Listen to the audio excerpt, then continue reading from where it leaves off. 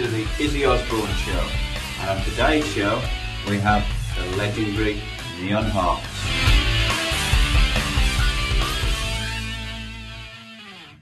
This is Steve Hart and Keith Allen.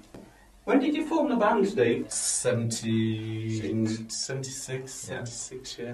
Hot it was bloody hot in that attic room, weren't we? Yeah. Where did the name come from originally? And I can remember sitting in Marchant Road with loads and loads of names written down. And I can't remember who came up with the name now, but we'd got loads of different ideas. And suddenly somebody said Neon Hearts. It was a long process because the name had to be right. Had any chart success at all? Rough Trade, I did it on top 20 in there.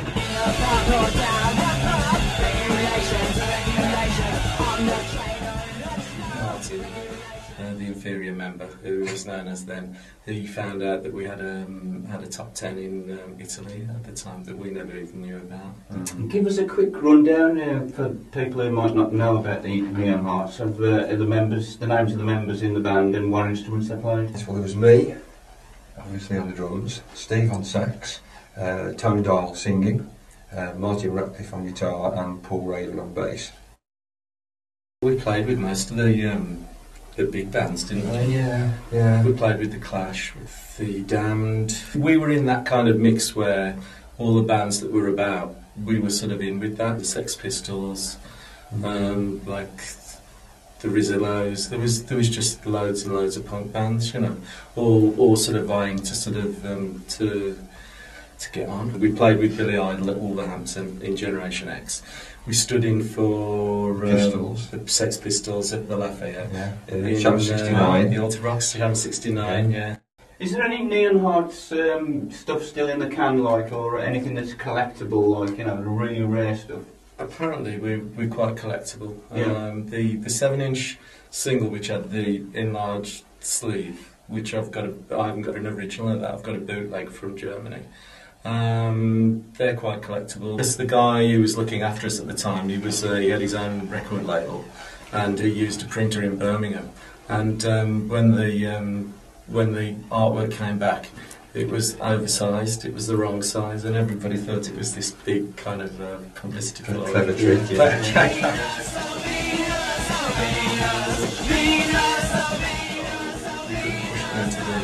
The rack, because all the racks are all this size, but ours was like bigger, so people had to put it on a shelf display. The album's very collectible because we only did an album and 3 singles. We did a John Peel session. Careful. That's on one of the CDs called Ball and Chain. But Keith, you'd moved on to other stuff. Yeah, quite on that. Yeah, Keith was with the Circles. Are you actually playing in a band at the moment, Keith? No, not really, no. I'm just in between. I'll just help anybody out who wants me, like a musical tart, you know, I'll go with anybody. And what are you doing nowadays, Steve? Are you still playing your saxophone? Not really. I'm sort of concentrating on promotion, but the CDs that we did, they're all still available. We're big in Japan, apparently. Nobody can check. Yeah. But we've got stuff released on a label called Overground, and so there are things available. And that's a German guy who's basically had a small label who we never even knew about, who decided to sort of release the stuff. What version is this? Because it's a tiny sleeve. Yeah, this is another one that was released in Europe. Also, A couple of badges. These were badges. That was the very first Neon Hearts badge. badge. I remember that one. I don't remember that one. This one Paul did. I remember we had the box of those come the day we did the session at Maida Vale with for the John Peel session. There was a video. Right. That's when we did a TV session in our early days with Toya Wilcox introducing us.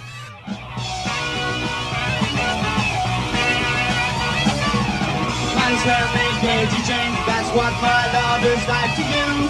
What you need, I cannot crave, but even when you won't be.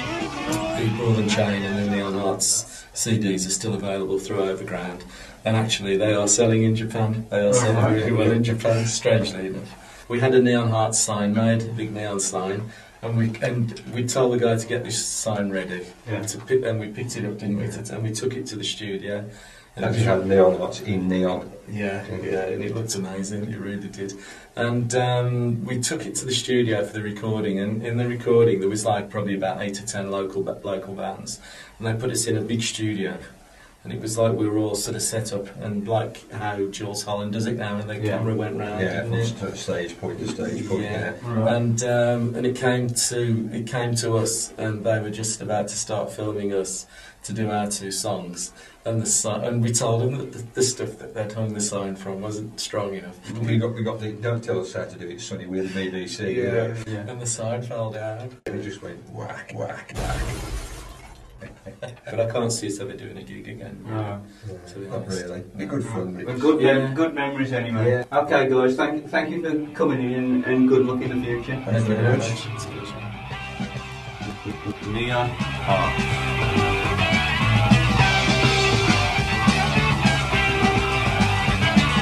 Popular music, the popular noise, the popular girls, popular boys.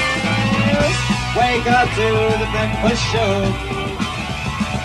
Like some moron on and on it goes.